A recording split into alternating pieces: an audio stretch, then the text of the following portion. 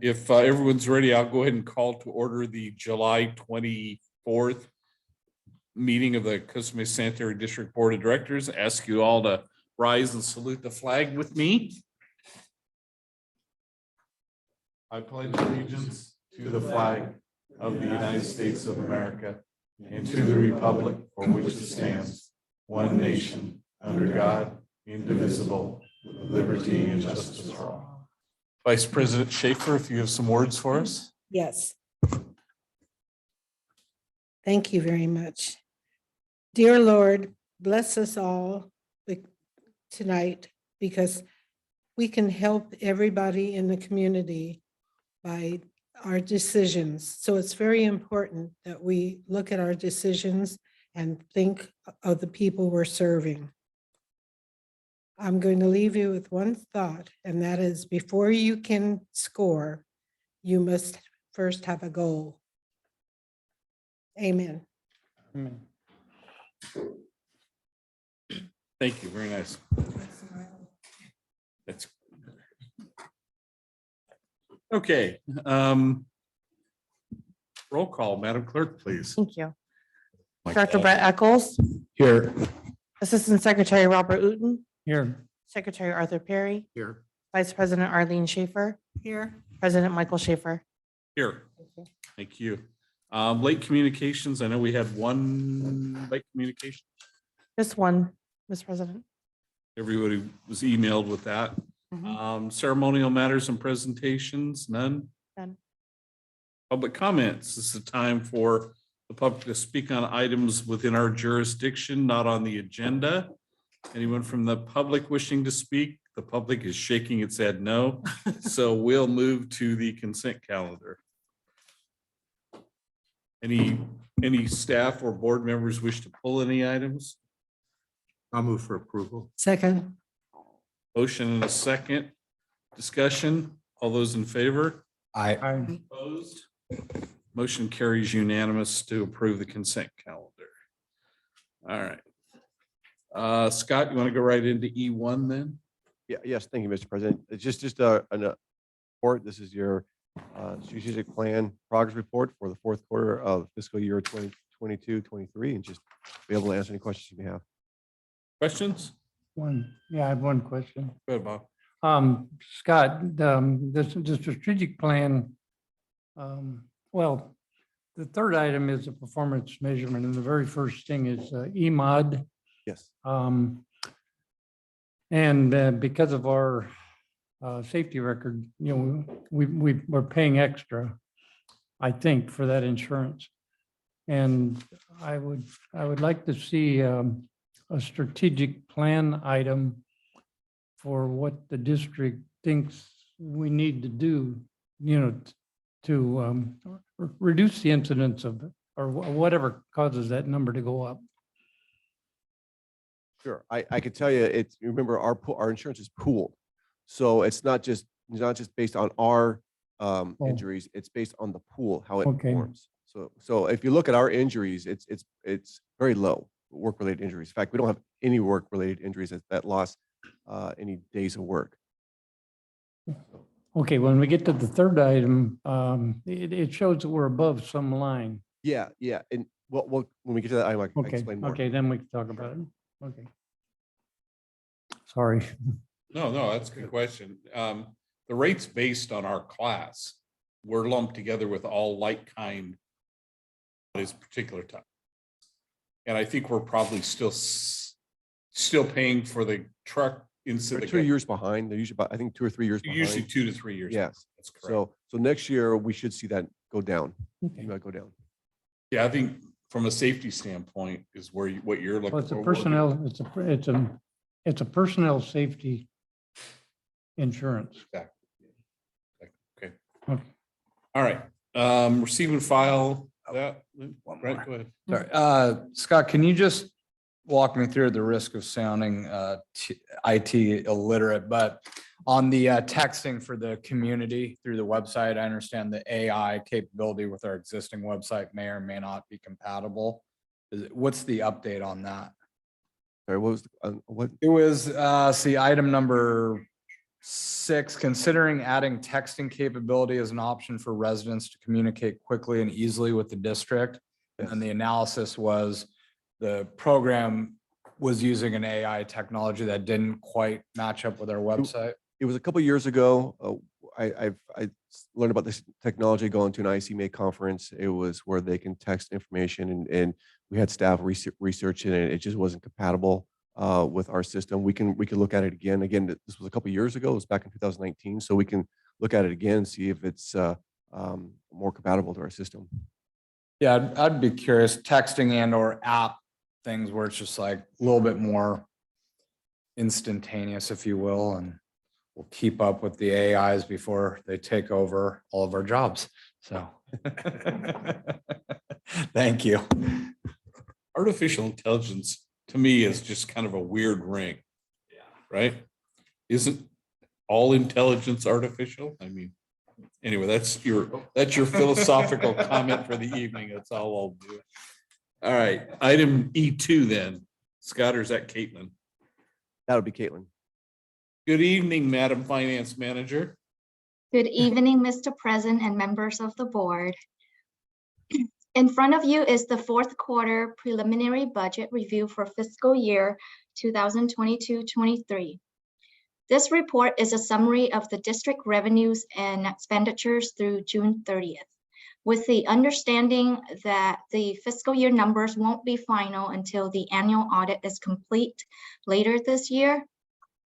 The total general and solid waste fund revenue budgets for fiscal year 2022-23 was approximately $7 million. As of June 30th, the district received approximately $20,000 more than expected from property taxes and investment earnings. As of June 30th, a total of 90% of the solid waste operating budget was expended. At this time, staff anticipates budgetary savings of $568,800, mainly due to savings in M&O, maintenance and operations. The total wastewater fund revenue budget was approximately $7.2 million. As of June 30th, the district received approximately $7.1 million in revenue. The district received more than expected in investment earnings for the fiscal year. However, charges for services, sewer permits, inspection fees, and other non-operating revenues did not meet the expected revenue budgets by approximately $98,000. As of June 30th, a total of 85% of the wastewater fund operating budget was expended. Staff anticipates budgetary savings of $539,000, mainly due to savings in personnel and maintenance and operations. Now that's the end of my report. I'm happy to answer any questions you may have. The detail count by account is attached in the staff report. Thank you, Caitlin. Any questions from anyone? Bob? Well, Caitlin, I probably should have looked this up, but the I guess the wastewater rates, we just did a 5-year fee increase, and none of that revenue has was in this revenue process, this budget. Is that right? It is. It's reflected in this report. Okay, thank you. Caitlin, I had a question, just curiosity, probably more than anything else, but you said that in the election fund, we had a savings of $8,000. Yes. In your opinion, do you think that's due to us going to divisions rather than citywide? I believe because during the budget process, we anticipated an increase in cost, but ended up that the increase wasn't that much as we budgeted. So that's where the savings from. Okay, I just going to a smaller piece of the pie, so to speak, for the election instead of the whole city which we all used to have to do, would probably result in some savings, I Mhm. would think.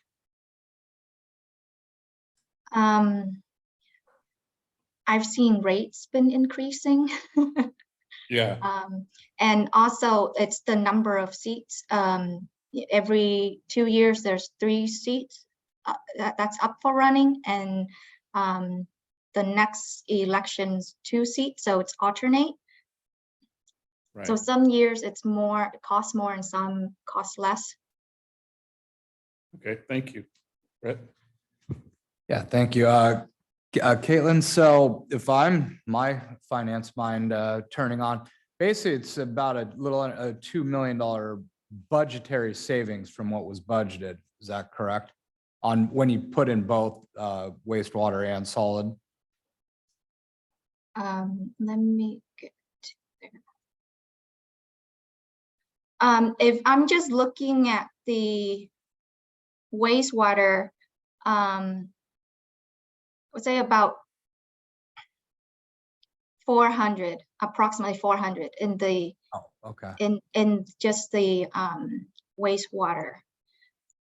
If I'm looking at the revenue budget amount and the actual revenue that we received, and then the savings that from maintenance and operations, then the net of all that, it's about 400,000. And in solid waste, we saved, because we began with a balanced budget, and there's a savings of over 500 due to the tonnage, CRNR tonnage savings from there. So in solid waste, it's a 500, over 500,000 in savings. And then, I mean, on the wastewater side, again, I mean, we had a pretty unexpected expenditure recently, obviously on the Paulo Reno deal. So the fact that we came in ahead even with a pretty major emergency event is something to be proud of, and the whole thing to be proud of. So thank you for that, Caitlin. Great job. For this report, I'm not including the capital improvement projects, but with capital improvement projects, we're still within budget. So yes, you're right. Within the emergency and all that, we're still within budget. Okay, anything else from anyone? Thank you, Caitlin, very much. That we'll receive and file the fourth quarter budget review and wait for the final outcome of everything later this year. Thank you. Thank you. All right, Scott, item 3 then. Yep. Thank you, Mr. President. Referring back to Assistant Secretary, Vice Secretary Un's comments about the EMOD. As you can see on page 2 in the report, the EMOD is going down. It's going, while it didn't go down very far in 2022, it did make some improvements in 2023. That's why I anticipate that number to go even further down, because we haven't had any accidents, injuries lately. So I do believe that number will go down. Will it go below 100%? That I don't know, but it'll be lower than 146.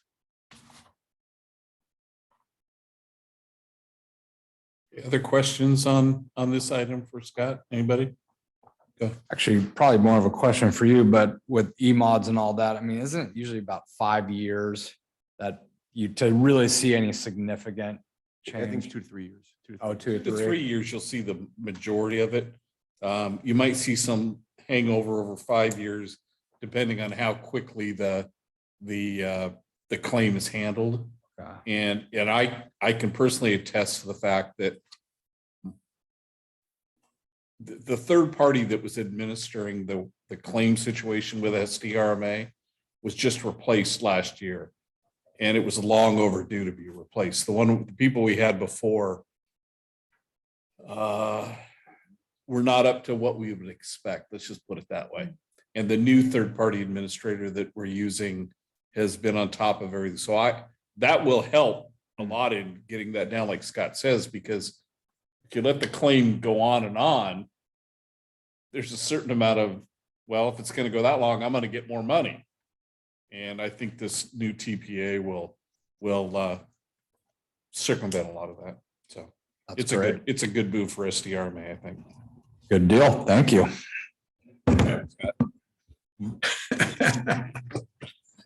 All right, if there's no other general managers items, we'll go to our engineer. You're on, buddy. Thank you, Honorable Board. Engineer's report is submitted, and basically because I've got four, I'll say, pretty large items tonight, I'm going to just say that I had 7 active projects this year. 2 of them we're going to discuss tonight. In fact, the next 2 items after this. But I had 5, including the brick manhole. It's on hold again a second time because of the city construction moratorium associated with the fairgrounds. West Bluff, it's in negotiations. I'll be bringing an item next month. The Eldon Force Main is in design. It's probably going to be another 16 months before something comes back to you for bidding. Red Hill, we finished that construction. Project I think turned out really, really good. And when I was out there and I looked at the ductile iron pipe, I'm surprised we didn't have basically a catastrophic failure on that pipe. It was in pretty bad shape. And then the last one I'll report on is American Avenue. Our portion of the design is done. RBH is, I don't want to say redesigning, but they're changing the design again because the city has changed their mind again because of the price of the storm drain work that needs to be done to mitigate the whole sinkhole within that whole street area on American. So that being said, that project is going to be delayed a little bit. I'm going to say a couple of months now. But as soon as we're done, I think it'll bid pretty quickly. Our typical 6 to 8 week bid time, and then we'll see how it goes from there. But right now, it's really the city is what's holding up the project. That concludes my report.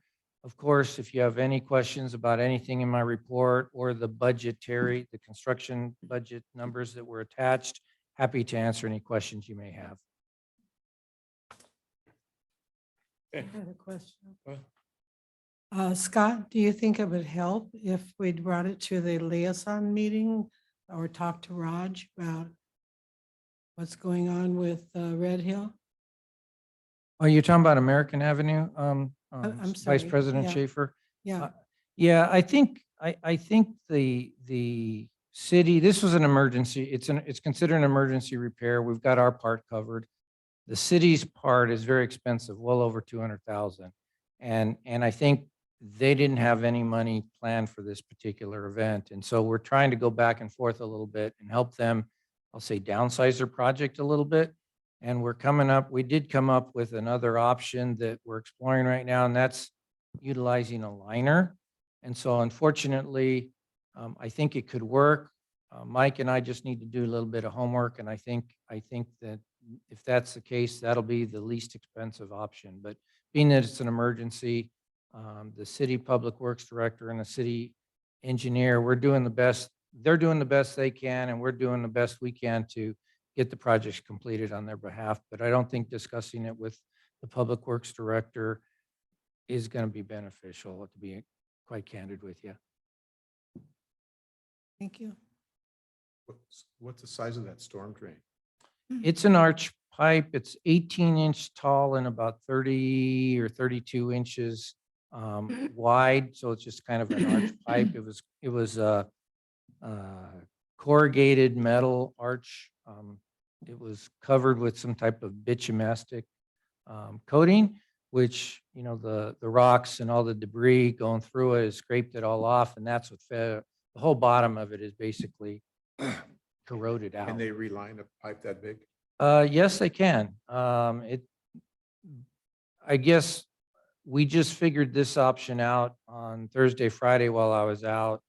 I talked a little bit about it with RBH, but I think we can do it. I don't know that, we got to talk to a couple of the manufacturers, make sure that it's all doable. Okay, your next item, sir.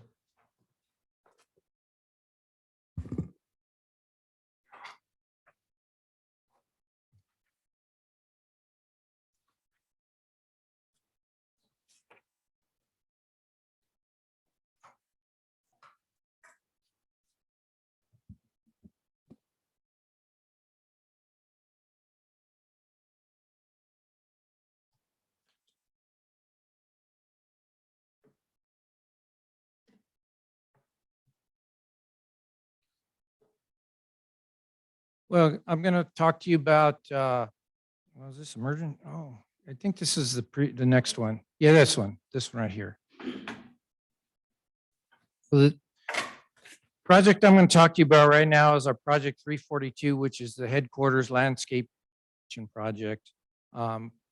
As you probably read in the agenda report, one bid was received on June 22nd or 21st in the amount of $368,999. As information, we advertise with Santa Ana Blueprint Company. And one of the reasons we do that is that because they manage our distribution and they track who receives plans or requests plans, so that if we have addendums or other notifications, we have a formal list of who we can send that to. And so they are very good at tracking that kind of information. And so they help us out. And they send copies of the, I guess I'll say the bid notifications, which includes what the project's about, the engineers or architect's estimate, and so forth. They send it to the Dodge Green Sheet and then construction.com as part of their outreach effort. So those are two pretty big construction type notifications that go out. So many of the contractors basically subscribe to either the Green Sheet or construction.com. I don't know, Director Eccles, what if you subscribe to any of them, but you probably would be able to see our advertisements. So it does reach a very large, I'll say, suite of contractors. We did have, as a result of all of this, and we also post this on our website, we only had 4 contractors respond to the pre-bid meeting, and 3 of those proposers or bidders actually didn't submit bids. Eric Sterling is with the landscape architect that we hired. He's sitting and he'll be helping me answer some questions because I guess I'll say I can design the heck out of a pipeline, but when it comes to what these plants all are, I start to get a little sketchy. So I asked Mr. Sterling if he can help me tonight. But I will say, for example, Marina Landscaping, they requested the pre-bid meeting list, and that's basically a list of who attended the pre-bidding meeting. When they saw Urban Habitat and they saw the price of this project, which is only, I think, 300 and some odd thousand, less than $400,000, I think they decided to back out because Urban Habitat, as an example, they usually are the lower bidders for these types of projects or this size of a project. And because there's so much work going on right now, they just elected not to propose on the job. And I believe CES Legacy is another contractor that attended the pre-bid meeting. They, I think, find that they make more money on non-prevailing wage jobs. And because they have amount of work, they decided not to bid on this project. And I don't know who Kazoni is, but I guess I'll refer to Mr. Sterling, who Kazoni is. And he also has experience with many these and many other contractors, but I'll let Mr. Sterling share with you why these bidders didn't necessarily propose. Eric?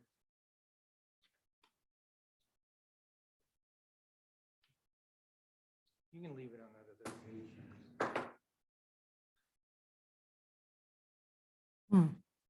That's an interesting We're slide. trying to flip the screen. It's transposed for our viewers, so we're trying to. Is this because we've gone from an engineer to an architect? Right. Wow. Not engineers in this room. There's always a feud going on between architects and engineers. Always, Yeah. yes. There's a little rivalry. Mhm. And I'm the landscape architecture variety. So, yeah. So, but thank you. Glad to be here to answer your questions tonight. So I did speak with Kazoni. So, and Kazoni's concern was that the prevailing wage, that's not they're not accustomed to the paperwork. So that would have been a difficulty for them. And then I do know from the other contractors were concerned also that being that it's under $500,000, they were concerned about the size of the project and their own profitability. So, and yes, Urban Habitat is, they did provide a bid. And we do have an experience with them. I have 29 active projects right now, and Urban Habitat is on 3 of those projects. So we do have a history with them. They have been low bidder on many of the projects that we work on. They're a very reputable bidder. And I think their key advantage is that they have excellent pricing on their plant material. They have good relationship with the nurseries, and then they also have a direct relationship with the quarries.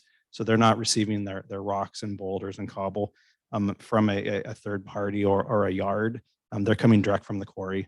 And they are actually located out in La Quinta, California. They do have a local Orange County office, but because they're out in La Quinta, they're much closer to the growers. So a lot of the pricing that we got, when we broke the bid down, what we asked the bidders to do was to provide unit costs on many of the items. And then when we did ask for lump sums, we asked for lump sums for like a whole complete item. So that it would cover, like, hey, like whatever the cost of all the catch basins. So that might have been lump sum together. So we really kind of kept it finite, even for a landscape architectural perspective. That way we would get good unit prices, and we could have a nice breakdown of what we understand those to be. So, and with that, I don't know, any questions? I imagine you guys had probably pretty specific questions. So, Yeah, thank you for being here. And so first question, I guess, with Kazona, because I've seen them on public works projects. I was surprised to hear that they were concerned about. They're local. They're within walking distance. So I fully expected them to provide a bid. Yeah. So I was surprised not see one also. But and then there were 4 of the pre-bid, but gosh, I've been seeing a lot of projects under, say, $500,000 that they're lining up. So like we're talking 8+ landscapers for a public works job. So is there any reason that maybe this one's a little bit different for those same people? This is mostly landscape, so there's not a lot of hardscape involved. So a lot of oftentimes their profitability is, if they're a contractor A license, they're looking to bring in a landscape contractor underneath them. This is pretty much landscape, and the contractor that we have has an A license and a C27. So and with their relationship to the growers, they get excellent pricing. 2 of the other projects that we've worked with them on in the last year, one is the Acrisure Arena in the Coachella Valley. So it's a AHL Arena, multi-million-dollar project. And they were the low bidder on that because of their direct link to the quarry and the amount of sand, gravel, and cobble, and a massive amount of boulders. So that's why they were able to win that project. And then we also have a Whitaker Elementary School, which is receiving a park. And that is a DSA project. So that's very complicated with all the DSA paperwork. So they're accustomed to this, a public works, but that's on a whole different level. And that project is, I think it's like $4.8 million. So this is actually a very small project considering. So, and they did elect to chase this project. Oh, you said the 3 bad letters, DSA, but DSA is complex. What was that project? Is it Whittier School? Whitaker Elementary School. So it's actually Whitaker Park in the city of Buena Park. So Buena Park hadn't built a new park in probably 60 years, and they're going to build their second park in 2 years. So it's very exciting. So, and in a community that's very park poor. It's right by my house too. So I'm really excited about it.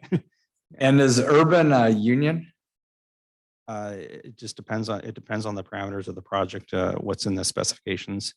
So they do, if they're doing union work, then yes. So, but So in this case, prevailing wage, we're going this is a prevailing wage project. Yes. So did they break out their travel and sub from La Quinta? No, they actually do have Orange County, but They for use their the local plant or- material for their deliveries. So, and I understand probably like a lot of what we've seen with inflation, when it comes to the landscape industry, it's very volatile. It's affected by the cost of fuel and the cost of labor. And the cost of labor has gone up dramatically in the last 3 years in the landscape industry, but also the cost of fuel and if there's any increase in prevailing wage. So a lot of their material, they're delivering it themselves directly. So they're not having it delivered by a third party. So, yes. Don't tell my gardener that wages have gone I have a question. up. But Yeah. If Brett's done, wait a minute. Yeah, go ahead. I've got a few for later, probably. Let me finish my presentation and perhaps I'll answer some of your questions. Oh, Yeah, and if you've got any questions, I'm right. Aaron, is that right? I can do it? Okay. I had a question. Hey, Mark. Vice President Schaefer. Yes, does have- yes, I had a question. Was there a reason for having to do eliminated sidewalks? I'll go into all of that here in, I'll go. Oh, you're going to Yeah, explain the it? next, on I'll this? explain Okay, all of that for you. Okay. But that's a very good question. Thank you very much. Let's see, where am I? Okay. So the boundary of our scope of work or for this project, I'll say this back corner where Scott's restroom is, the general manager's restroom is right here. So back from this corner, all the way down to Red Hill, from this corner where the church is located, all the way to Red Hill and Paularino. So I'll say the Red Hill side of our building, the Paularino side of our building, and then there's a little bit of landscaping in the southwesterly corner before the Spectrum facility over here. We are basically not touching the parking lot area except for the, I'll say the leach or seepage pit that we're going to be building as part of the scope of work. So we did work with the city on all the landscaping. And generally speaking, the city commented and told us how many trees we had to plant based on how many trees we were removing. They reviewed this plan. They worked with our landscape architect, and this is basically the plan that we came up with. We did work with, I said, the city on removing these two trees. They're, I called rusty ficus or fig trees. They're basically two large trees that are very root intensive. They had to go. And then we had 4 large eucalyptus trees right in this area here. And basically with the type of eucalyptus and because of the power lines here, they had been topped off several times. And so SCE came in and we worked with them to remove those 4 trees at their expense. So we paid the city a very, very, very small fee. I'll say it's like $1,100 or $1,200 to remove these 2 trees, which we got, I'll say 2 for the price of 1 if you look at the bid prices that we received from Urban Habitat, and then Edison paid for these. So we were able to remove that from the bid, and I think we saved quite a bit of money for that work. The other thing that next slide, by the way. Oh, yeah, next slide. So I'll go back, I'm sorry. So what we did do, however, is we had proposed initially a sidewalk. We came to this governing body and basically talked about this project. And the city was kind of, should we do it? Should we not? They didn't know what they were going to be doing with their sidewalk project. So at the end of all of that, we all agreed, us and the city, that this sidewalk would be removed. Now, when we ultimately remove the sidewalk, we basically leave this existing ADA ramp alone instead of rebuilding it to the current standards. The other thing that is affected is we no longer now have to replace our driveway apron. And so that provided some additional savings. But the work basically that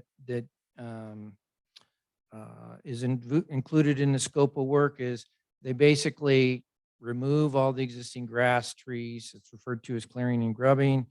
They have some minor regrading because right now the soil slopes from the building to the street.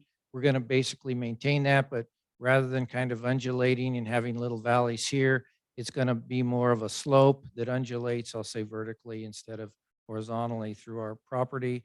They're replacing the sprinklers, the conduits, and then there's a water line that we need to install when we remove this to put the seepage pit in here.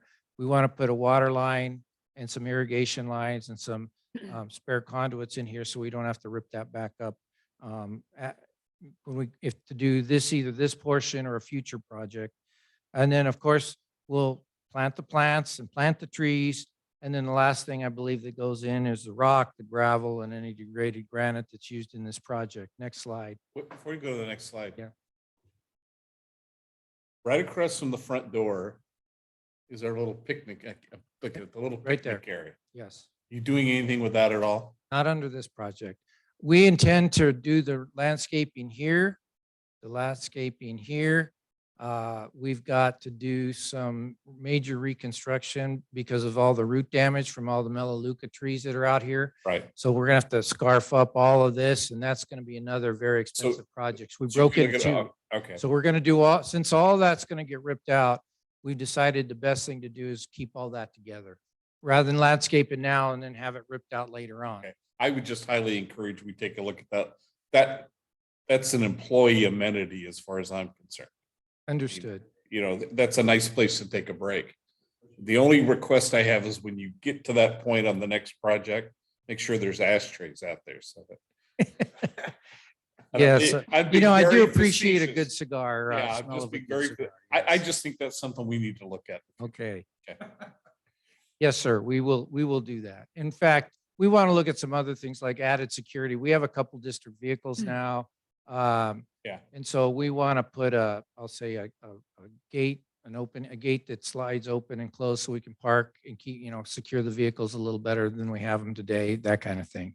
So there's a whole nother phase. Can't tell you when that's going to happen, but as soon as we build our war chest back up, we'll do another project. Okay, thanks. Next slide, please. Could you show the sidewalk where it's at? Yeah, if you look at this plan, see this 8 feet that's adjacent to this, this is a roadway here and the roadway here, Vice President Schaefer. This is the sidewalk that was initially discussed with the city. It goes right along the curb Okay. and it's 8 feet wide. And there's a valve vault here, valve vault there. It's probably, I'm gonna say, the city estimated the work at about 200,000, and I wasn't very interested in paying for all of that. It could have been somewhere between 100 and 200, but the engineer, city engineering staff that worked on it, not the city engineer, he was estimating this a lot higher than I thought it was going to be. But even whether it's my price or their price, I believe that was money that the city is developing their own projects. As you may have noticed, they started installing sidewalk, I think from Dirty Nellies up towards the channel, working their way this way. So at some point, they will be putting sidewalk in here anyway. And so let's let the city do that work, and it saves us the money. And, as Director Eccles mentioned, construction work is not inexpensive these days. Thank Next you. slide, please. Thank you. One of there's 3 or 4 things that wanted to bring to your attention. There's a 6-inch pipe in here that it kind of undulates with the grading plan. And it starts, we intercept here, the pipe goes here. This is an overflow structure. The pipe then continues along the, I don't want to say the property line because it comes in a little bit here, but then it goes to that seepage pit that's in our driveway. And when that gets filled up with rainwater, any excess will then spill out to the curb and gutter right here. And that's by design because we don't want to flood any of this stuff, but we want to capture as much of the rainfall as we can. And that, I don't want to say that's a new design, but that is, I'll say, forward thinking, and it's something that the CAC committee had recommended. And there's a little bit of cost with capturing all that rainfall. But I wanted to point out that it isn't just a simple put in some irrigation, plant some grass, and away we go. There's a little more to it than that. So I just wanted to give you an example that we're putting in some special systems like this. And then you'll see all this rock. This is some of the rock that I'll be talking about and giving you some prices on just a little bit here. But I wanted to mention that with all of this, you'll see all the plantings are very nice, and we're trying to accomplish several things. Aesthetics, we wanted to, I guess, prevent camping on our property, and wanted to discourage people from walking in all of this stuff. So there's various different kinds of, I would say, bushes and trees and to help keep the people out of the area. Next slide.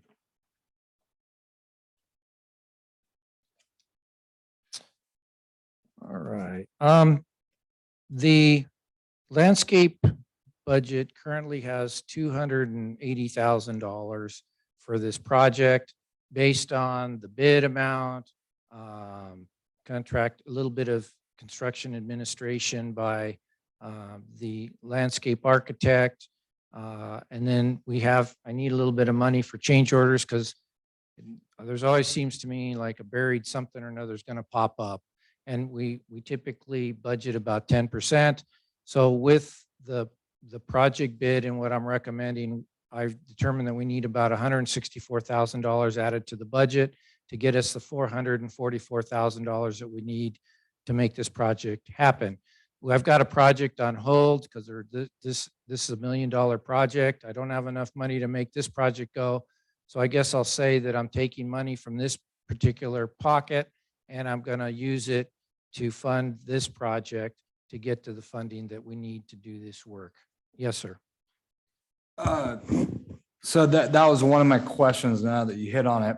So I'm reading the architect's estimate was 397, the bid came in at 368. Hmm. Where's the discrepancy of $1.64 and the 279? I mean, Well, when we initially started, I'll say before we even hired the landscape architect, we were kind of looking at, how much is it going to cost to deliver a landscape project? And I'll tell you, between myself and others, we're not landscape architects. So we came up with a budget number. We then hired a landscape architect. I'll say as the project progressed and we added things like the rainwater capture system, the project and initially we even had a sidewalk in that we thought we could do pretty inexpensively, but it turned out to be a pretty big deal. That kind of led us to the fact that we need to cut some things out. But that being said, I believe that to answer your question, where we were short was most of us here are not landscape architects and we just didn't give a good project budget to make this project go. I don't know. Eric, do you have any comments on that? I know Eric helped us develop the final estimate based on plans and specifications. so if I understand, so the original budget or the original estimate was 279 and then Eric's expertise came in at 397. Is that the gist of it? Yeah, basically. And I will say there were some other costs that we didn't anticipate that, for example, we had to modify our on-site sewer system because what I didn't want to do is install landscaping now, come back and tear it up to I'll say, bring the sublateral serving the general manager's restroom. That needed to come into compliance because it did not meet compliance with our regulations. And then our systems also didn't have, for example, double cleanouts. The other system didn't have the appropriate single cleanouts. And then we had to separate our system from the church's system because we don't allow two properties to be served by one private lateral. And so to do all of that, we tore up the yard. The other thing is we have no water out there. Our facilities maintenance person was, I'll say, daisy chaining 4 and 5 hoses together to get whenever he needed water someplace or to do something. So then we added a water line because there was no water available out there. And so I'd rather put that in now than do it later again, because I don't want to dig that up. So those are the water line and the sewer costs were things that weren't anticipated. And I think nobody thought about what is it that you have to do to prepare for the project. So there were some other costs that weren't included that I had brought up, and I recommended the general manager that we get done ahead of this project. I think the sewer water work was about $44,000. That was not budgeted as well, but I wanted to get that done because again, I don't want to ruin the landscaping that we do. It's a very expensive project. Oh, yeah. And then the trees, the 10 trees, are they city or us? They're us. The city trees were one of the 4 eucalyptus was I'll Right. say half city, half us. We Right. negotiated that one away. The 2 city trees were the 2 on Paularino. Yeah. We had to go through the city parks and rec and deal with that. And that's where the $500 to $600 a piece came in to basically pay the Parks and Rec to disposition. Right. Fortunately, because of the invasive nature of the roots, the city arborist agreed that those, he recommended they be removed. So everything from that perspective worked out. So we were even able to reduce our budget even more because we thought those tree removals were going to be, I'll say twice as much, maybe 2.5 times what we actually paid. Yeah. And Okay. well, with that said, and yeah, a few of us on here know about all that deal, but if they're majority of on our property and has nothing to do with city, why are we, I read somewhere the city's asking us to go 26 trees versus 10. Yeah, I guess there's a tree ordinance. Well, So this is a requirement based off of the square footage of the landscape. So we're required to add so many trees per so many square feet. So that's how we get to this formula. So it also affects the shrubs and the size of the shrubs also. The city ordinance is basically saying, all right, over double, you've got to replant double from what you're taking out. No, it's just, we almost have to remove trees in order to plant trees because it's actually based off of how many square feet of landscape. So it doesn't matter if that tree is existing or not. So if you do a project that's, 10,000 square feet, then you're required to have X number of trees, new trees. Huh. So, and for that reason, we have to almost pick trees that are smaller or even easier to maintain because there's going to be so many of them. So That's a city ordinance. it is, yes. Thanks. Art had a question. What is the cost of capturing the rainwater program? What is the additional cost?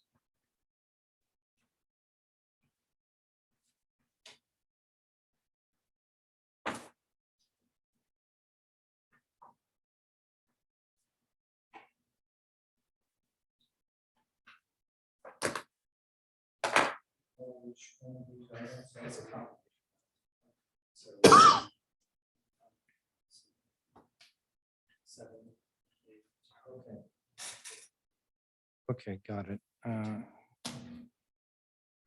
Um, 10, 27, 29, and so sorry, wasn't anticipating that question, but there's about 3 or 4 bid items. We have a schedule, a pretty detailed schedule of bid items. And one of the items is to provide 4-inch pipe, second item is 6-inch pipe. The third item is the permeable pavers that are going to be out in front of our driveway. And there was one more, I believe. But those items all add up to, I'm going to say about $30,000 out of this project. 30,000 of it is for the system to capture the rainwater.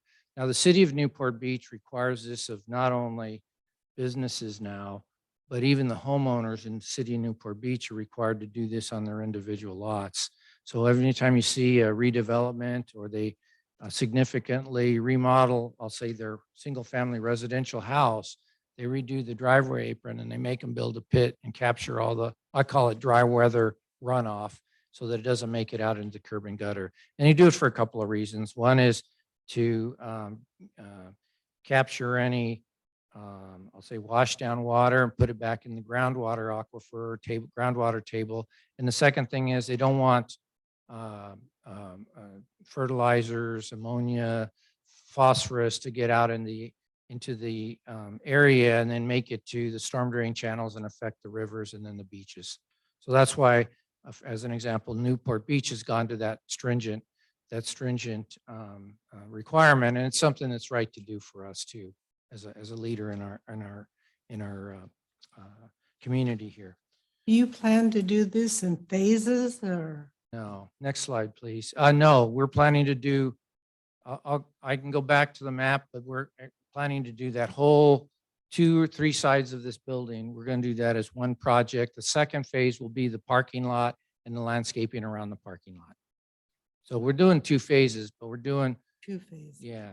The second phase will be a lot more expensive because there's a lot more hardscape, asphalt, concrete, planters are going to have to be, developed. It's a much larger project, I believe. Yes. So. The second piece also includes accessibility improvements. parking stalls and we'll need to have access to at that time, the city has a sidewalk, we'll need access to that sidewalk. Yes. One more. I didn't see it, but maybe, or is there an attachment for the bid breakdown that you're referencing? I did provide that. We typically don't, but I'm happy to make that available to the board of directors. I mean, I'm just wondering out loud, since it is considerably over budget, over estimate, I should say. I mean, the rainwater capture that Director Perry mentioned, That's things like, 30,000. yeah, stuff like that. I'm just wondering if we can peel some of it off. That's not just like, my gosh, we got to do this. We can certainly consider that. But if you, I'm going to say, quote, peel it off, I don't think we're going to be very readily able to go back and install it later on because we'll have to tear up the landscaping because of how it goes from one. Could you go back 3 or 4 slides? Well, and it may not be that particular thing, but there may be something else on there that, you know. Go one slide. There you go.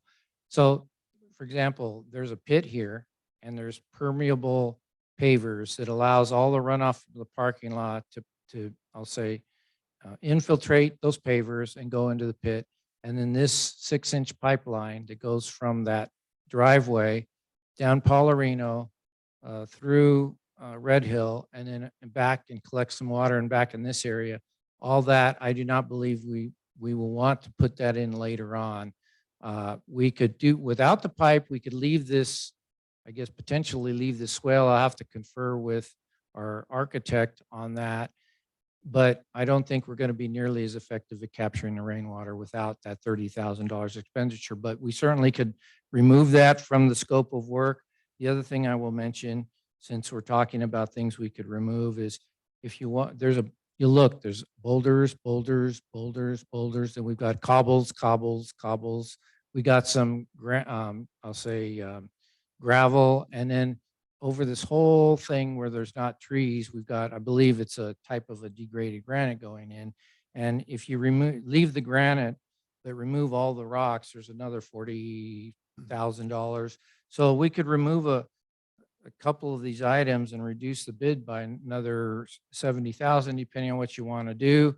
But that does change the project and what we're gonna, I guess the visual effect, and then the environmental portion of it, capturing the rainwater, won't, that'll be very difficult to do later on. But we certainly can remove that $70,000. I believe we'd have to just go back, advise our contractor to remove those 2 items, and then we can save another 70,000.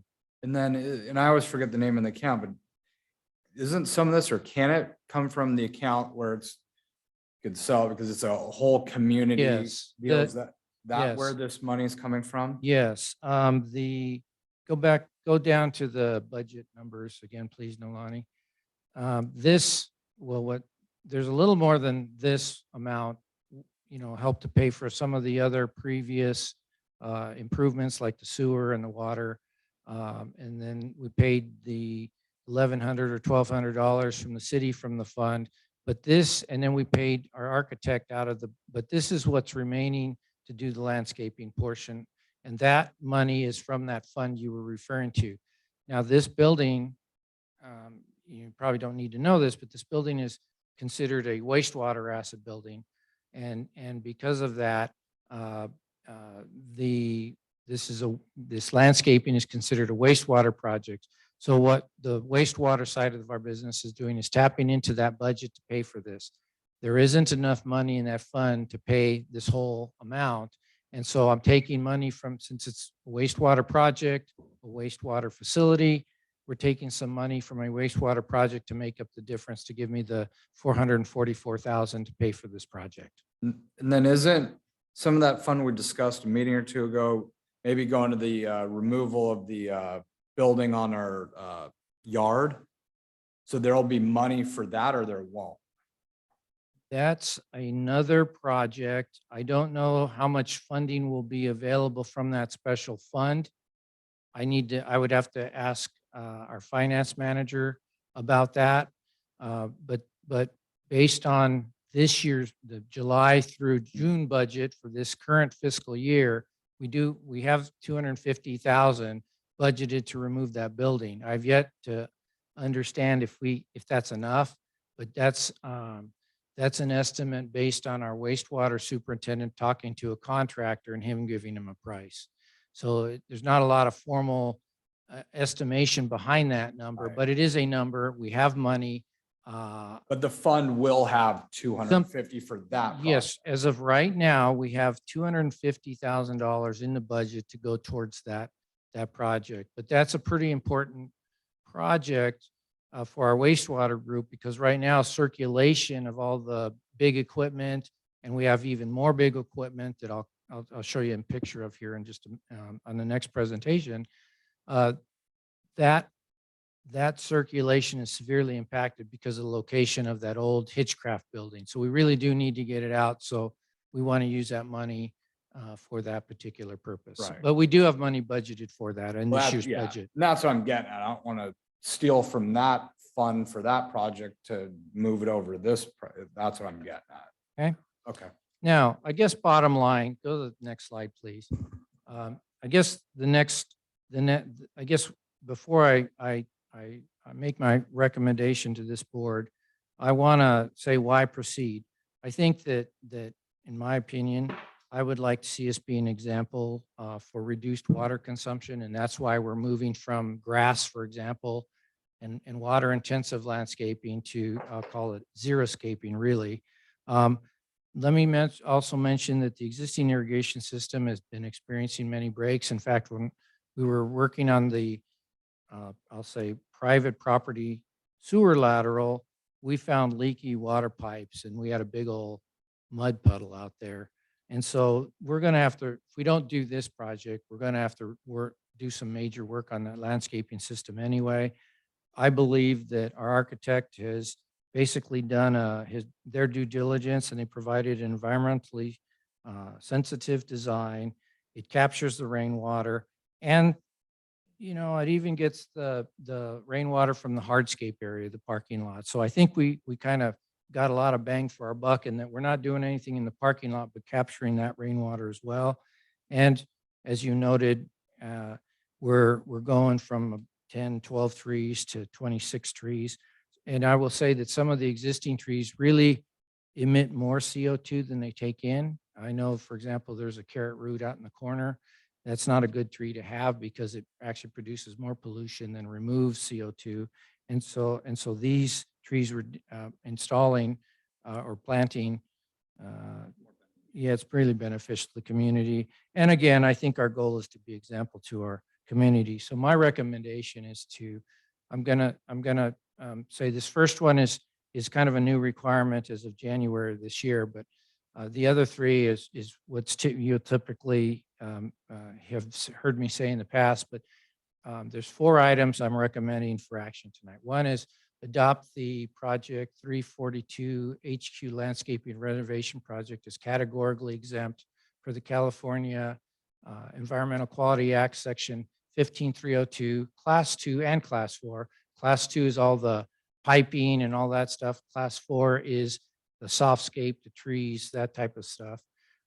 And I'm asking you to approve a budget transfer of $164,000 from the 334 Geisler Force Main project to the 342 landscape renovation budget. And then I would like you to make an award to the lowest responsive and responsible bidder, Urban Habitats, in the amount of $389,830,000. And then lastly, my current recommendation is to provide or have you approve a 10% contingency for those things that pop up. With that being said, I heard what you said. There may be some amendments to my recommendation, but I'll open it up for questions for either me or Eric Sterling. Question about the Geisler project. When will that take place if you take the money away now? I don't have $1 million now, and because of the emergency on Paularino and the American Avenue, and then the, I'll say the Adams, we have a grade 5 that we're currently doing under enhanced cleaning. There were some things that unexpected failures and things that we're gonna have to fix. So you don't have the I money. don't have the money right now to do Geisler anyway, so that's why I didn't think it would hurt to take a little bit of money from that. And I'm hoping by the end of the year, depending on how things fall and how we do from a contingency perspective, maybe I can put some of that money back at the end of the year. So I you're not can't doing promise a that right time now. frame. Pardon me? You're not doing any kind of time frame. Well, I guess I'm saying I don't know when I'll get back to Geisler. My hope is that it's in the next 2 years. But I don't know right now because this first year of our new budget, 2-year budget, will tell me a lot. Yeah. I would, oh, go ahead. Go ahead. Just, I would make a comment for all of us that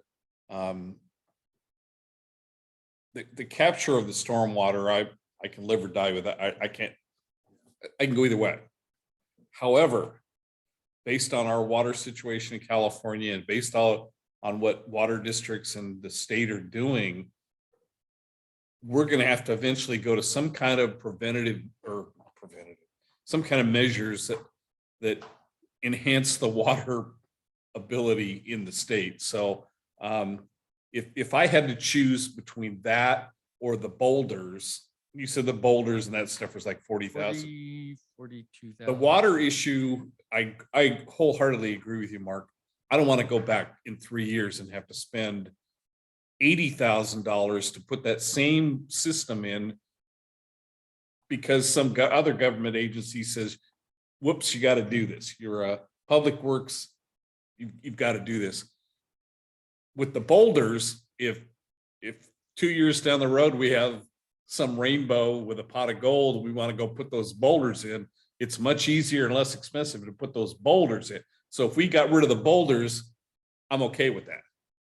But the wastewater thing, I almost think we need to leave it there because we're going to have to do something like that in the future anyway. That's just my thought. Go ahead, Art had. And, yeah, you're right. Go ahead. I was just going to ask Scott something, if I can wait. Okay, just, I think, in my opinion, because I see where you're going, I tend to agree. But since I haven't seen a scope, and I'm not sure, I mean, we just identified 2 things, rocks and things like that. I think we're a little ahead of ourselves on this thing because I'm not sure our scope, for at least my opinion, is entirely justified right now to approve this as is and award a bid to only one bidder who bid, which I'm sure they're great, but we're asking for a lot of money to do some landscaping here, which again, my opinion only, isn't mission critical that we do it today.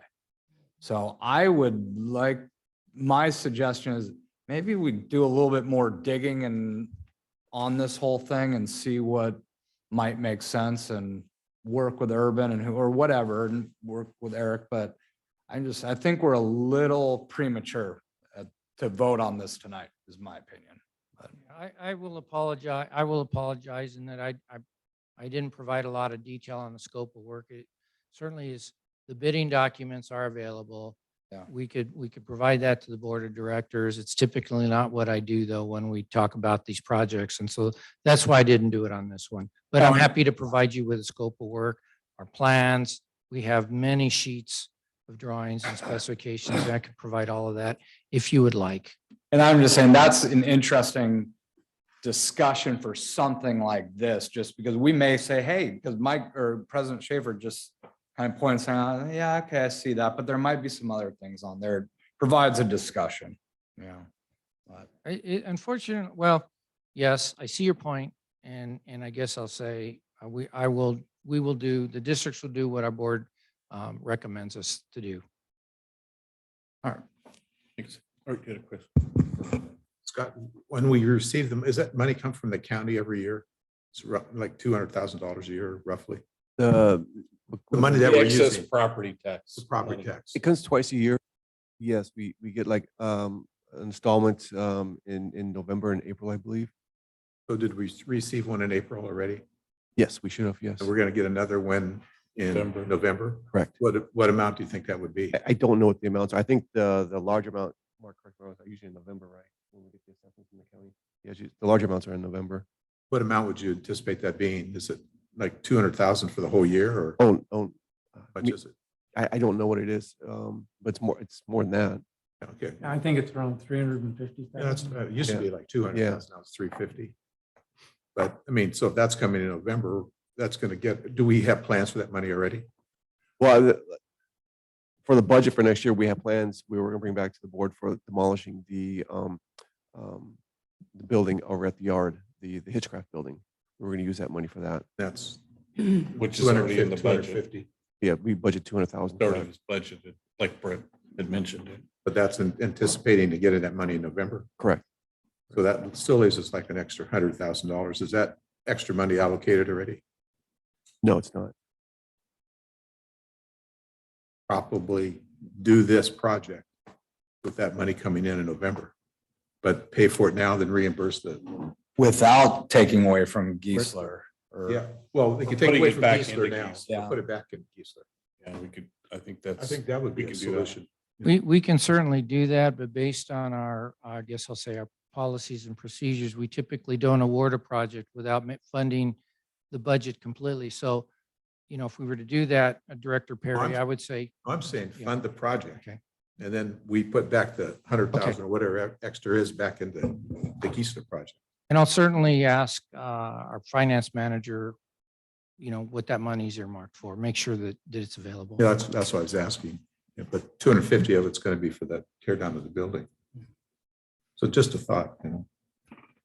Okay, anybody else on the board? Any action that anybody wants to take? Well, Mark, I'd recommend that you keep your thinking and give us the information that Director Eccles asked for. And between you and Eric, give us some options for reducing the cost of this project. I mean, you mentioned two of them. There may be more. I mean, from you, and then the board can take a look at the documents and maybe spot some other things. I think it'd be helpful to us if we know what your comfort level is. If this is too much for you, what's your comfort level? Is it 200,000? Is it 150,000? What's your comfort level? Then we come back to you. You know, I'm just gonna say this. I'm okay with what's being presented here tonight. I'm getting tired of looking at I won't use the word I was gonna use.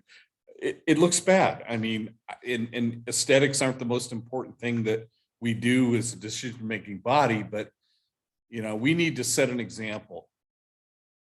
You guys talked earlier in the very beginning about the fact that only one bidder came forward because the others either don't want to do prevailing wage or it's too small for them. By delaying this, are there any other contractors, Eric, are there any other contractors out there that are going to go, oh, they want it done cheaper, so let's come into the bidding. I don't know if we're going to find anybody that can do it. And again, I'm tired of looking at this. It looks horrible. I would agree with Mike that I think we can move on with this project personally. You want to make a motion? I'll make that motion that we accept the recommendations as presented. And I'll second the motion. Just a point of order. Yeah, yeah. Because did Director Uten make a motion? No, Okay, it was just a discussion. Yeah, I'm sorry. I I appreciate it. get the vote, but I make that motion anyway. And I'll second the motion. Can I ask one more question then? Absolutely. What's under this recommendation? What's the timeline? No, the timeline for this project, Once it's awarded. once it's awarded, Right. it'll take, we will, the contracts will be signed tonight by the board and our legal counsel first, and our board of directors. We will then issue that along with the notice to proceed to the contractor to do the landscaping work. The first 30 days or 5 weeks or so is a matter of shop drawing reviews, submittals. They're going to submit all. We'll have our landscape architect look at all that. So I'm going to say for the next 4 to 5 or 6 weeks from now, there won't be a lot of, I'll say, work out there, but there'll be paperwork being done as far as this project. And then I'm going to say that in probably just after Labor Day, the construction will begin. And I think once it starts, it'll be done in probably 2 weeks or 3 weeks. It won't take long to do this work. I don't know. We gave them 75 days, but that includes shop drawings and everything else, 75 work days. And how long is Urban's bid? Is it 30, 60, 90 hold right It, now? right now, we typically do, I think it's 60 days, but I can confirm that. I think they'll hold their bid though, if we want to hold it over a month.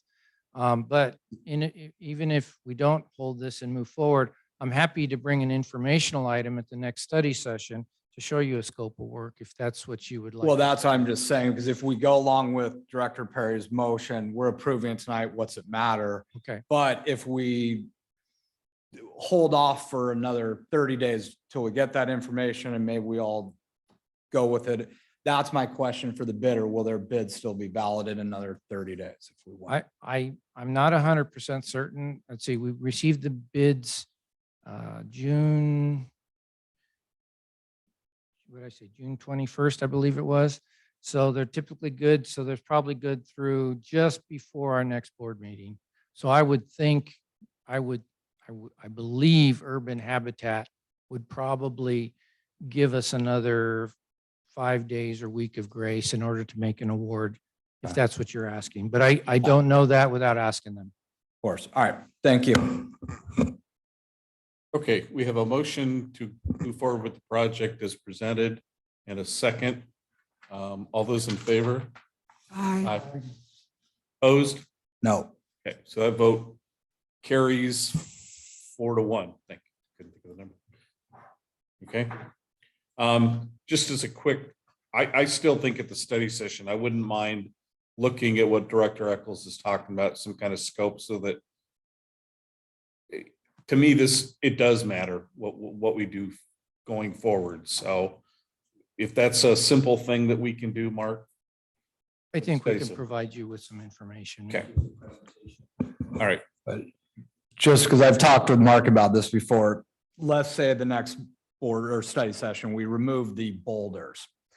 Since we just this, ask them for deductive change order, we're gonna get railroaded. Yeah, I So we just pass something, it's like, well, what's the point? Deductive change order won't save us anything. Yeah, I You know, I appreciate that. Okay, item 3 then, your release of whatever the name is.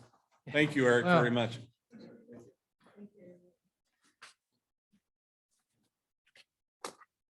The next talk about is probably one of the more important projects, at least over the next 5 to 6 year period. It's referred to as Project 343 Eldon Pump Station Emergency Bypass. Next slide.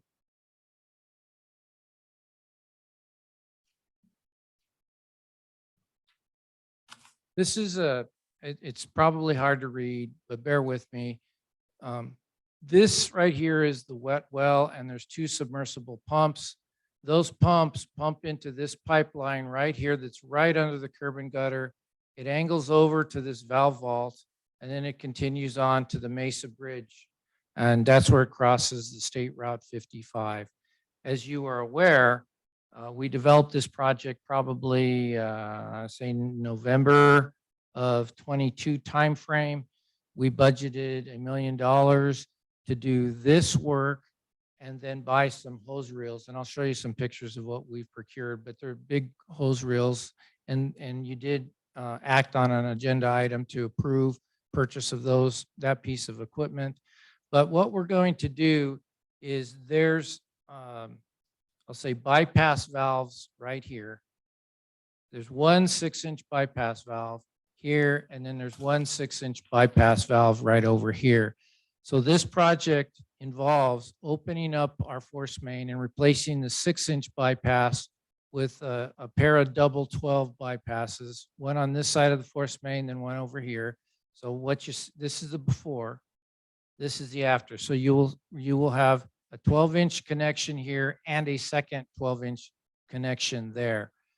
I'll come back and talk about this in a little bit, but I will point out, since I've got this slide up now, that I did install, initially we had scoped out a redundant double 12-inch connection.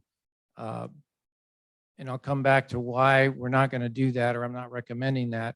But what we're going to do is basically do this work, then there is a hatch right here in the street, in the roadway. That hatch is probably older than any of us in this room.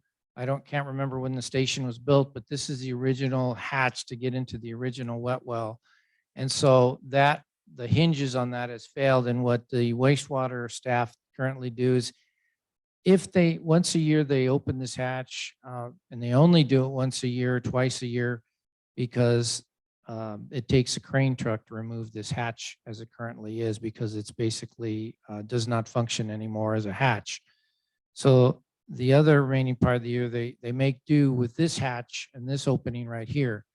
And so the scope of work has to do with upgrading from one single 6-inch connection to two 12-inch connections and replacing this hatch. And that's basically I'll say the crux of the scope of work that's being proposed. So we're basically replacing the bypass connections, and it's one wet well hatch, not two. We've removed that. And then we were going to install a new concrete slab, but that's all going to be removed from the scope, and I'll explain why in a minute. Next slide. Back in the December timeframe, this board approved purchasing of lay flat hose. These are very large 4-reeled hoses, and we have 3 of these units that we purchased. So we have enough hose to basically connect. Once we do this emergency bypass project, we have enough hose that we can put double 12-inch lines from the pump station across State Route 55, up Newport Boulevard, and then go into the point of discharge that'll take then the wastewater to the Orange County Sanitation District Regional Trunk in Fairview. But this hose that we've procured and received will get us to do that. So this project I'm proposing we move forward with tonight is to provide the connection so that we can connect these hoses to something. Next slide. We had 2 bids. Again, the contractors are pretty busy right now. I'll speak to Jameson Engineering as a contractor I've worked with for over 30 years now. They are an example of a contractor, so much work. He said, I just can't bid on this right now. But the 2 bids were broken out this way. The Bonadaben water bid, they bid at their bid came in at 317 for the entire project as designed. And then the GCI constructors bid came in with $363,680,000. And that was the bid that we received to meet the current scope of work. This money is well over the 200,000 range that the engineer's estimate made. And I will say our engineering firm just missed the construction, or his estimate just missed completely. So because I don't have enough money to do this project, we took some things out. For example, and I'll talk to you about this, but I'm proposing that we remove the 12-inch redundant emergency bypass. That's a $70,000 item from this bidder and $90,000 for that bidder. We were going to replace the main hatch, and that was $20,000 for this low bid and $50,000 for the second low bid. And then there's an 8-inch thick concrete pad we were going to build. And that's because periodically when it rains, we bring a service truck in to service that, typically November, December, January timeframe, and inevitably we get rain and that truck sinks in the mud. But we're removing this, and we can deal with concrete later on. So those 3 items removed brings the bids down to 211 and 204, which is now closer. We have a little more money. It's closer to the budgetary numbers that we had budgeted for on this project. Since Bonadaben was the low bid, we advised them that we're going to remove these 3 items because of the funding that was available to do the work. And at that point in time, they declined. They said, we're going to back out. And so one of the items, because they want to back out, and because they were the low bid, I need you to release their bid so that I can then go defer to the second bidder. There is a benefit by going to the second bidder because it turns out the three items that were removed, they actually were higher than the first bidder. So it turns out when you remove those three items, they become the low bid, but technically they're the second lowest bid. So I'm proposing that we remove these items and release the low bid contractor and make an award to the second contractor. Next slide, please.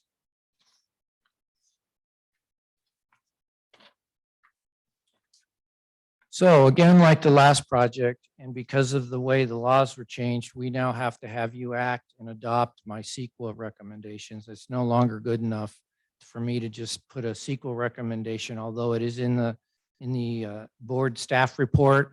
It is there in the CEQA section, like it always has been and will continue to go forward.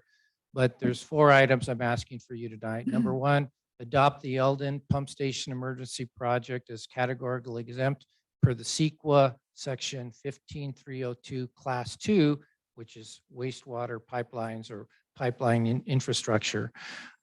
Release Bonatomen Water Inc. from their bid. Award a contract to the second lowest responsive and responsible bidder, GCI Construction, in the amount of $204,000, and approve a 10% contingency in the amount of $20,400. That concludes my report. It's my recommendations, and I'm now open to questions that you may have. Question? I do. Okay. Does this change your recommendations? Does it change the time? Well, either way, the project will move forward from this. Once we award a project, whether it's the original project or the project with the removed items, once we award tonight, the project will start moving forward. The next, I'll say 4 to 5, 6 weeks, we will start doing all the paperwork, shop drawing reviews, all that stuff. And then about a month and a half, maybe 2 months at tops, contractor will move in and start tearing up the street and doing the improvement work that we're asking for this evening. I think they'll be done so I'm going to say August, September. They'll probably be done between Halloween and Thanksgiving. And I thought that you were going to take some money out of this project to put in the first project. No, sorry if I was confusing. We were taking project out of the Geisler Force Main project, not the Oh, Eldon Pump okay. Station project, to pay for the landscaping work that you all voted on in the last item. So no, this project, by me removing those 3 items, we have enough budget right now as it stands to do the work that we need to do. Okay, thank you. So the first question, you'd mentioned the engineering firm just screwed their estimate up. Any particular reason? The as you probably are, changed dramatically over the last, I'm going to say 12 months. I don't know that their database didn't keep up. They maybe need to do some more homework and figure out unit costs. But I will say engineers and contractors, they tend to do the estimates differently. What us engineers do is we take previous bids, we turn them into some unit costs, and we apply them to our new projects because we're not really estimators. I did talk to RBH, and going forward, I asked, should we be hiring an estimator? Because, for example, there is an estimator that we're using on the Eldon Force Main Redundancy Project. They were presented, all the consultants that proposed on the project were required to provide a project estimator because of the large scope that was involved. And so we could hire somebody like that, but then you might pay $10,000, $5,000, $15,000. And if our engineering consultant's off, is it that important? I don't know. I mean, we can certainly spend a little more money on our projects and bring an estimator in. I'm happy to do that, but that wasn't done. So Mike takes the previous projects, turns them into unit costs, and he applies them to this project. Somehow those numbers were, I will say, didn't translate to what the 2 contractors told us. Like, it's not even remotely close. Yeah, it was So how do 200. we, 200,000 versus what was that project? 260 some odd thousand? Yeah.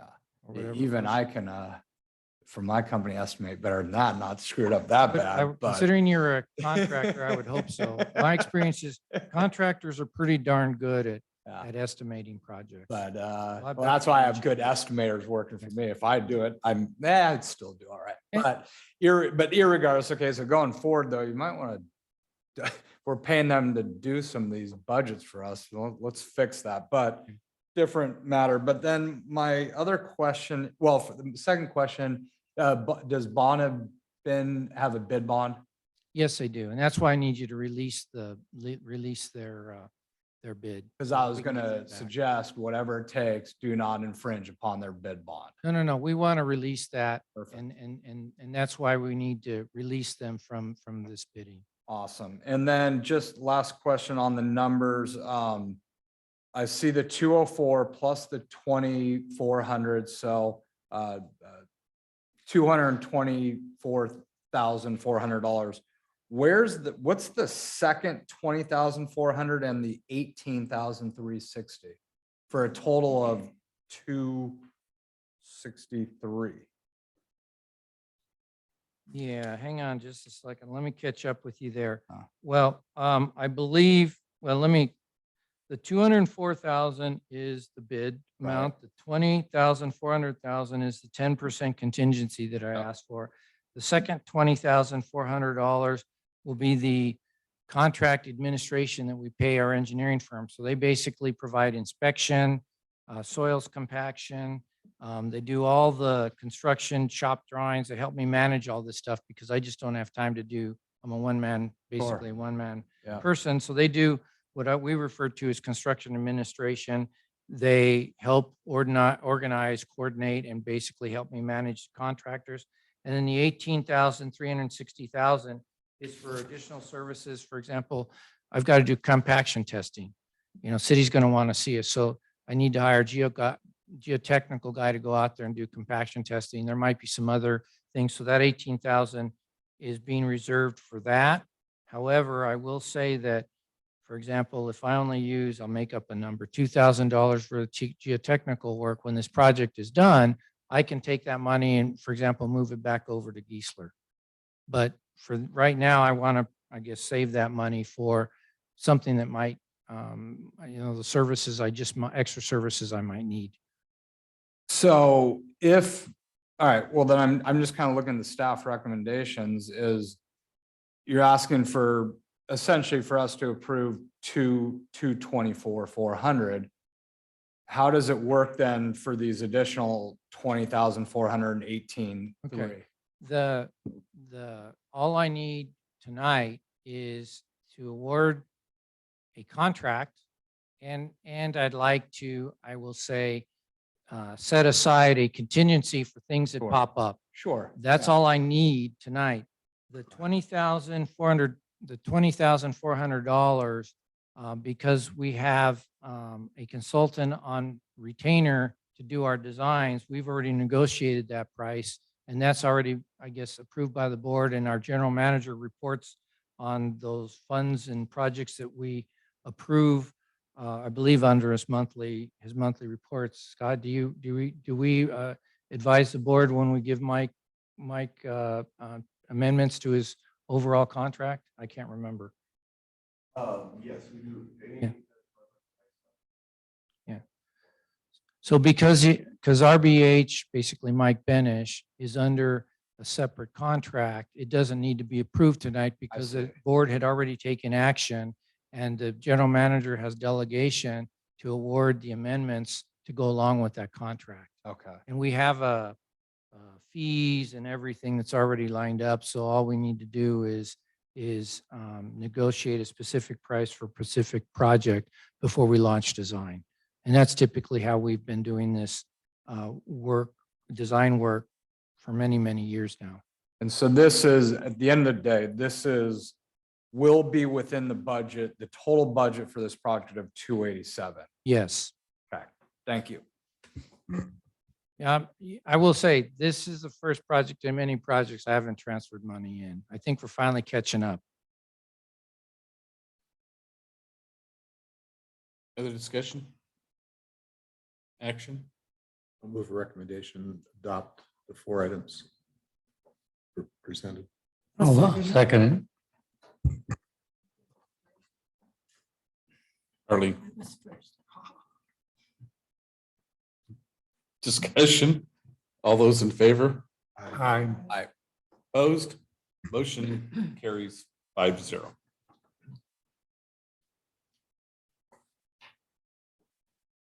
Are you done? I have one more item, but I'll, That's why I wondered why you moved. I have one more item, Go. but I can provide that report from my comfort here, if you don't mind. But I'm happy to stand there if you'd like me to. No, you go right ahead what you're doing. A couple of, at one of our previous board study sessions, I brought an item before the board of directors that basically requests, or we were talking about raising the limit of the no bid portion of our purchasing ordinance. Before I move into this item, I will say that a couple of things. Number one, there was comments, Mr. Mosier provided comments. They basically consist, if you looked at his comments, they basically consist, in my opinion, of 6 minor edits. They weren't really substantive as it relates to the limits that we're requesting. I don't believe he's raising any concerns about raising the limits. And then I will add that there is a larger revision coming forward later on in this fiscal year. I believe it's later on in this fiscal year. And at that time, we will address these minor edits as well as some major revisions that our legal counsel has recommended. And I think there will be more discussion to follow on the entire ordinance. But I just wanted to mention that before I provide this, because I don't want you to think that this is the end of it. But in order for me to become more effective, I want to get, I guess I'll say the substantive change, which is to move our limit from $5,000. I'm proposing $15,000, and I'm happy to go over that with you right now. But legal counsel, did you want to add anything to that before I move on? No, just to echo what Mark said, that we do recommend some major changes to this ordinance to make it clearer and organize it better. And those will become forthcoming, but we didn't want to deal with the commas and the periods and those kinds of things in this adjustment coming in a few months. Yeah, and on top of that, I think there is a committee that has been reviewing our entire ordinance, and I think when that process is completed, our entire ordinance is going to have some revisions to it. So I think we will bring any editorial changes as part from that as well with the next revision to this particular purchasing ordinance. But that being said, I am prepared to go over every little change that was provided to you in either red or blue. I don't want to tell you which ones I made and which ones legal counsel made, but we did make a few editorial changes. But I'm happy to go through each and every one if you would like. Or what I guess I propose at this point, since it's already 6 o'clock, is I'll be happy to just go through my report and say that I'm proposing to change the no bidding requirement from $5,000 to $15,000. As we discussed during the board study session, the change will basically increase the purchasing authority, and it helps me retain materials, equipment, resources associated with these smaller projects that we have to get done. Let me add that, and as I mentioned previously to the board of directors, based on the ENR construction cost indexes, or if you want to even look at CPIU for Los Angeles, the buying power over the last, I'll say, couple of decades has really, the buying power has decreased. It takes about $10,000, depending on which index, to $7,100 to buy the same as you were able to buy in, say, 2010. And so what I want to do is raise the limit. I think this is the first time ever that we're raising this particular limit. And so I would hope you would indulge me with the proposal.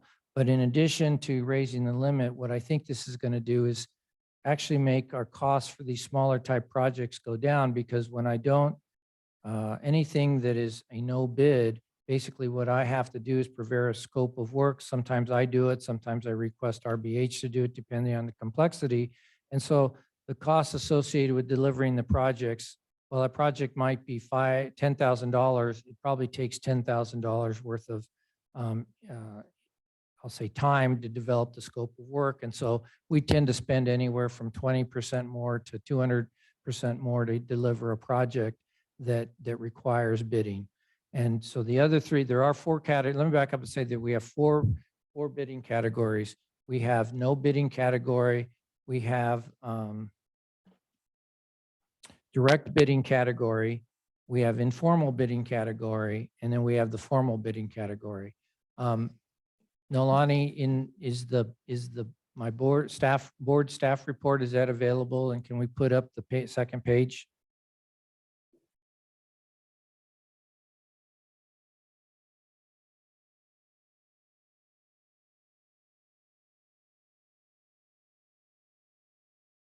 There's a chart on the second page. Yep, stop right there. Okay, so all I'm doing, other than some minor edits, and again, I'm more than happy to go over those in detail with you, but to save time, I'm gonna say the big thing is for the no bid item, oops.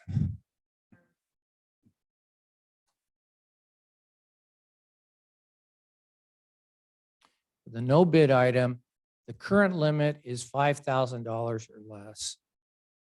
For the direct bidding process, anything from $5,001 to $30,000, that we can go direct bidding. We basically develop an informal scope of work. We invite 3, 4, 5 contractors, bidders, and then whoever the low bid is, we usually award to them.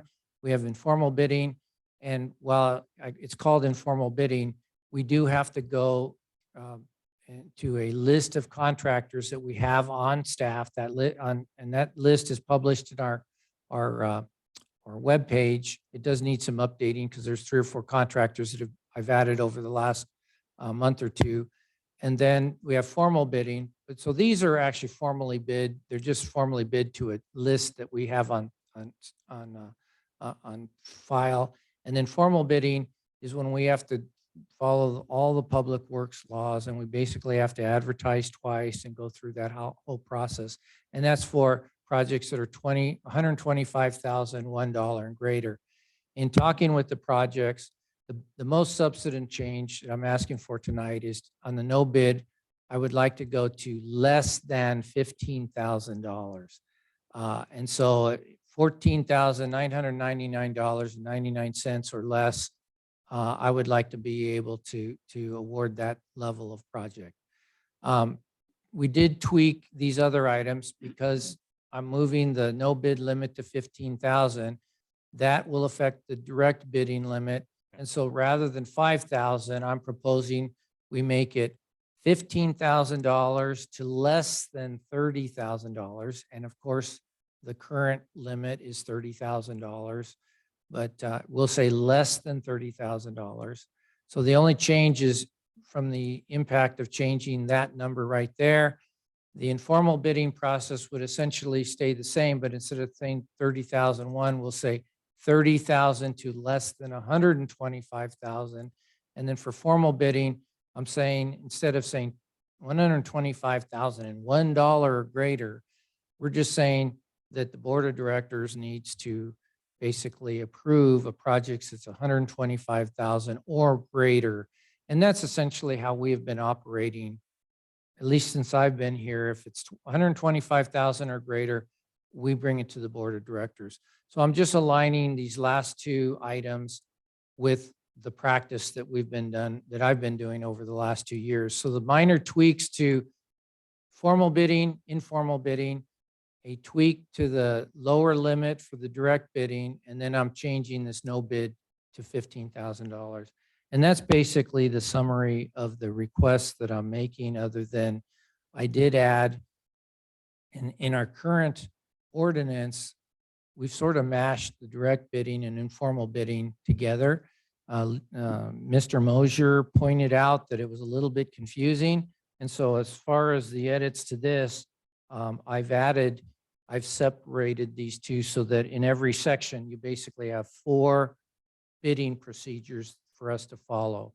So really, they're just editorial changes. It just to clarify it. And I think it was good that Mr. Mosier brought that up. And so I made those, I'll said editorial changes, but it doesn't change any authority other than this $15,000 limit right here. So that being said, I'll conclude my presentation. I will attempt to answer any questions you may have. But before I guess relinquish that, I will ask for you to, I would like to recommend to the Board of Directors to adopt excuse me, where did my recommendation go?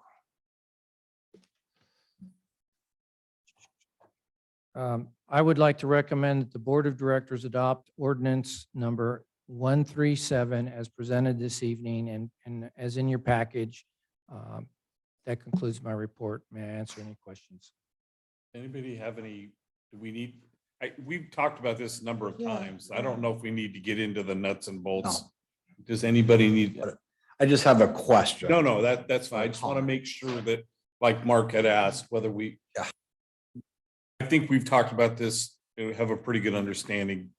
Go ahead with it. And I was just about to say that, so thank you. No, you've done a good job. The report's complete. I just want to make a comment for the general public, for any watchdogs out there, because no big contracts in the world of government is a slippery slope. In this instance, I just want to point out the law, the California law.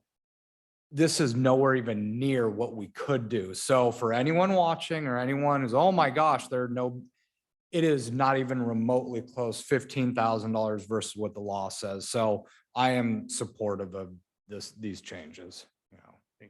Any other comments? I just wanted to make a motion. Go for it. Okay, I'd like to move the presentation of this whole thing that we just heard. And I'd like it be approved as presented. Make sure you include adoption of ordinance 137. Okay, and adoption of 137. Motion, Second. thank you. Discussion? All those in favor? Aye. Aye. Motion passes unanimous.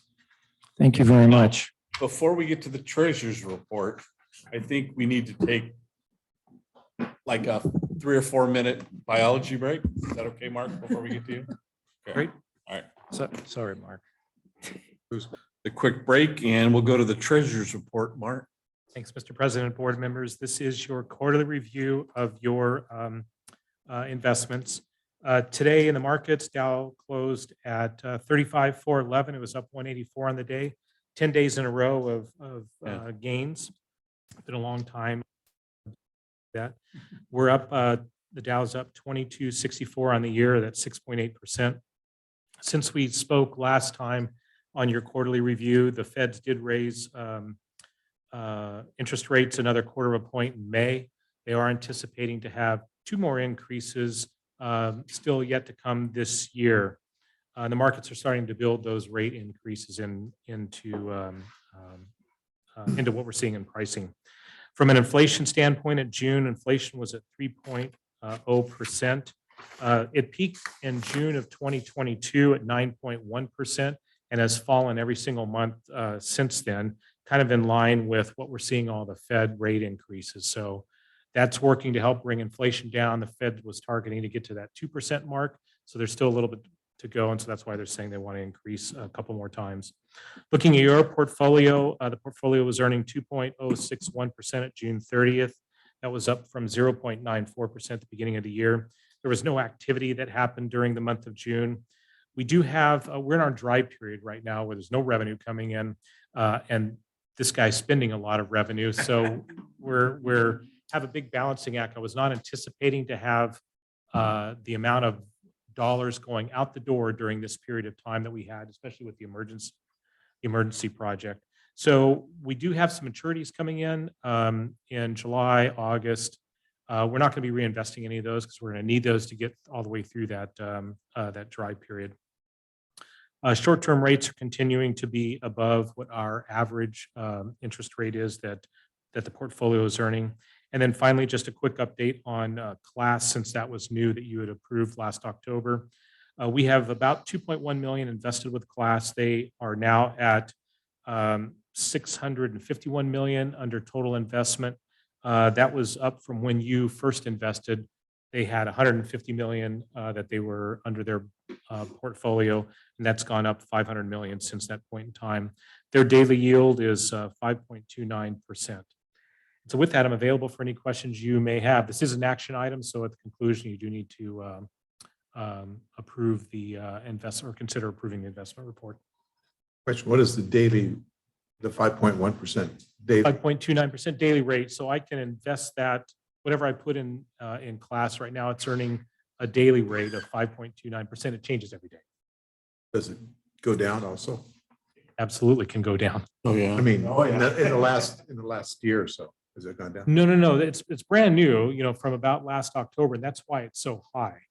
It's about 300 basis points above where LAIF is at, just because they started at zero when the market was pretty high. And so they're making those investments high, and they don't have the weight, the baggage of the lower investments that we have right now. We have a lot of lower placed investments that we did during the period of the pandemic. And when we could only get, 0.2% on investments, we're saddled with a lot of that for a while. So that's why they're able to be so high right now. LAIF is in a decrease mode. No, LAIF is slowly increasing still as well. Mhm. They are. Okay. Let's read that out. Other questions for Mark? And this is a action item for the board. So I'll ask for some action. Move for approval. Second. Motion and a second. Discussion. All those in favor? Aye. Opposed? Motion carries unanimous 5-0. Thanks, Mark. Counselor.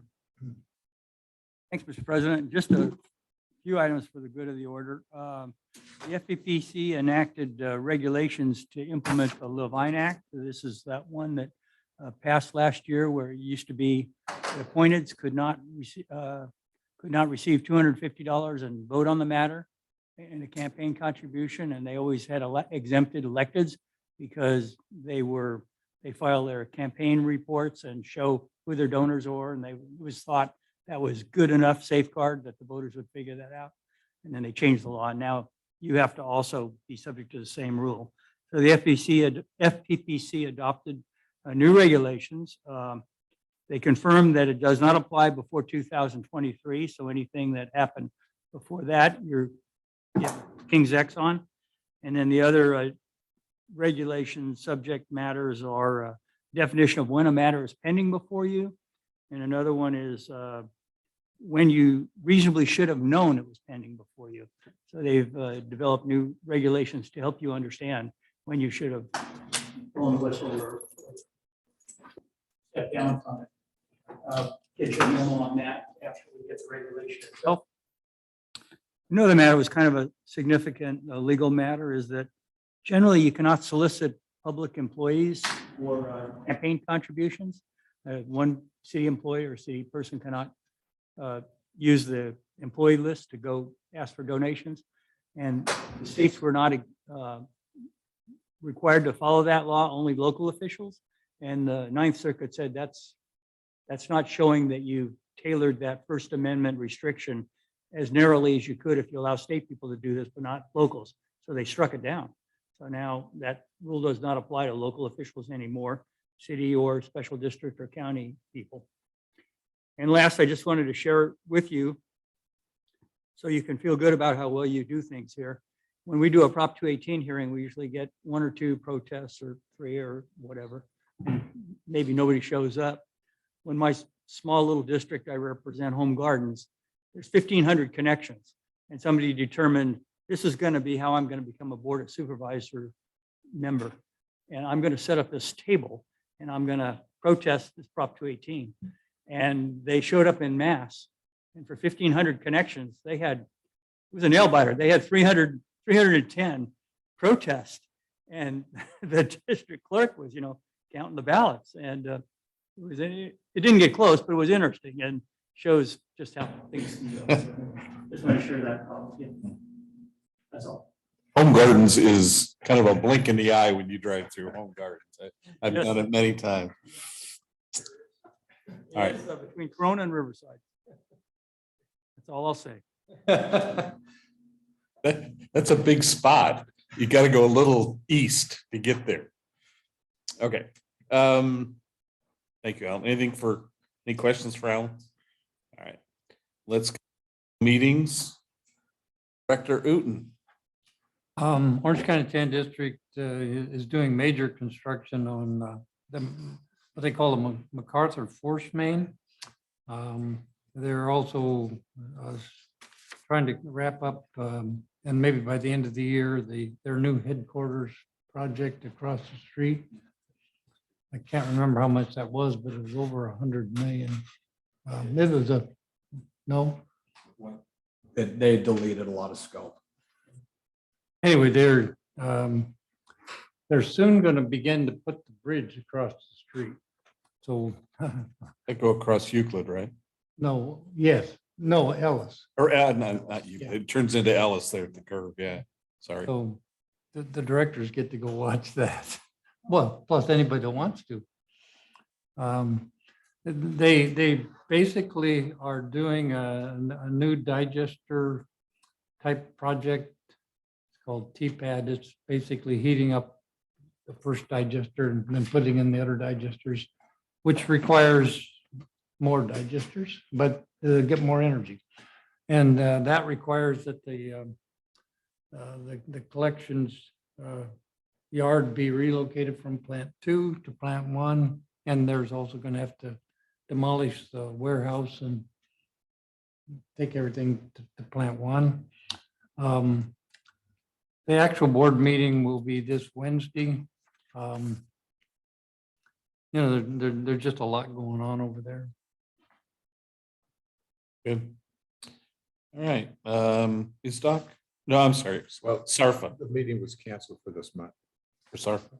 Yes. We had Little League games out in Eastvale to watch. And is that thing getting higher? No, not yet. It just, when you drive on the 71, you know, make that transition. It looks like that dam is getting taller and taller. It stayed the same. Okay. Maybe I'm getting But short. another year, once they raise the overflow. Oh, yeah, okay. Is Doc? Okay. Okay, in June, I went to a board meeting up in CSDA and If you got Is Doc notes? No, you're doing CSDA. Got me out of order. oh, You got Is Doc notes? is Doc, yeah? Yeah, do those first. Please. I should go first. Okay, on ISDOC, they've decided that they kind of like the Zoom that they're doing rather than have to go in person. So the president of ISDOC is thinking of maybe just one time out of the whole month, but we'd be on there as far as in person, just to look legal. And so anyway, that's on ISDOC. And I got to tell you this is exciting news. I won the last re-election for CSDA. Congratulations. Which was very exciting. And so now the president has count the ballots and she signed a certificate, but I will be actually formally presented in the Monterey at the meeting there when the board votes me officially in again as re-election. So that's real good too. And then of course I've had study sessions and ISDOC is still looking for a secretary. And since I left, you know, I was going to be president and we would have done secretary, but you can thank me that I left. So anyway, that's about it.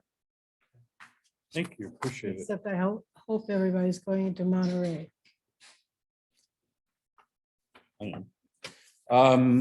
Nothing really to report for SDRMA. I will be flying to Salt Lake City on Wednesday for Really? a meeting on us with our captive, and then flying home that night. We have to, when you have a captive, you have to meet once a year in the state where the captive is domiciled, and it has to be live, so I get to spend the Wow. day at the airports. No big deal. Any other meetings, Bob? Oh, I went to the WeRock, or not, the Waco meeting. And it was basically most of the presenters, well, all the presenters were talking about artificial intelligence.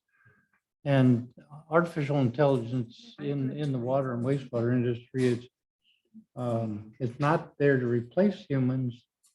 Oh, it does that somewhat, but it is to make them more productive. So, and it's heavily dependent on how much and how good your data is, because that's all that the robot can understand. But one important thing is the data has to be there, it has to be good, and then it can be transferred to be used in artificial intelligence. The staff have to be trained in everything using that artificial intelligence, and data security is an essential component for the agencies to pay attention to. But it was an interesting meeting. The other thing that they discussed, there was apparently a lot of interest in a 1383 component that prohibits non-functional turf in commercial industrial buildings. So Aqua is interested in that particular part of 1383. So to be determined. Yeah. One other meeting I'll report on, earlier in the month, Scott, general manager, and I and Marissa met with a citizen who had missed trash pickup, gentleman in the College Park area. And we basically had a conversation with him about our schedule and things and how things happen. And I think he was satisfied when he left. I mean, I think we gave him enough good information that he could understand why we think he was missed. We'll see. But it was a good productive meeting, I thought. Okay. No old business or new business. Any oral communications or any director comments? Anybody? I have a couple of quick questions. I got an email from Tanisha about my sexual harassment training. I didn't quite understand the email. I said I need to complete it by August 8th. Does that make sense? Sorry. It's through Target Solutions. Due date, August 25th. I'm sorry. So I just have to do it by August 25th. SDRMA is telling me I have to do it before September. So if that's what SDRMA is telling you, I think it's probably because what we have in our records last time you took the exam. That's okay. That's kind of what I figured. Yeah. Okay, so I just need to log into the link that Tanisha sent me and do it from there. Yes. Okay, and online is online. Not gonna take 2 days, is it? Like it normally does? It's gonna time you. Make sure you do it minimum 2 hours. Oh, that's no problem. Okay, anybody else? Any other comments? Staff, anything? Thank you all for a very productive meeting. And with that, we're adjourned.